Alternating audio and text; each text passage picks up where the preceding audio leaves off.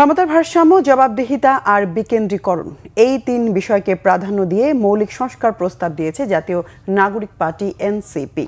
সকালে জাতীয় ঐক্যমত্য কমিশনের সাথে বৈঠকের সূচনায় কমিশনের সহসভাপতি অধ্যাপক ডক্টর আলী রিয়াজের হাতে নতুন এই সংস্কার প্রস্তাব তুলে দেন এনসিপির সদস্য সচিব আখতার হোসেন। এ সময় তারা এটিকে বিকল্প সংস্কার প্রস্তাব বলছেন। জাতীয় ঐক্যমত্য কমিশনের সহসভাপতি অধ্যাপক ডক্টর আলী রিয়াজ বলেন, জাতীয় সনদ তৈরিতে কমিশন অঙ্গীকারাবদ্ধ। এনসিপির সংস্কার প্রস্তাব কমিশন পর্যালোচনা করবে বলেও জানান তিনি।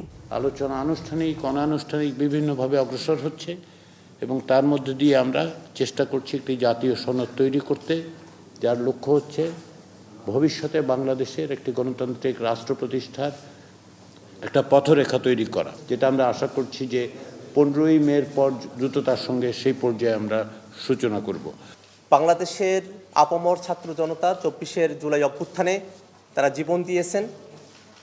তাদের জীবন দেওয়া, তাদের শাহাদাত বরণ করা যেন সার্থক হয়, বাংলাদেশ যেন অতীতের মতো ফেসিবাদী এবং স্বৈরতান্ত্রিক শাসন কাঠামোর মধ্যে না থেকে গণতান্ত্রিক উত্তরণের পথে নিজেদেরকে সামিল করতে পারে, সেই জায়গায় জাতীয় নাগরিক পার্টি এনসিপির পক্ষ থেকে মৌলিক সংস্কারের কিছু প্রস্তাবনা আমরা আজকে হাজির করেছি।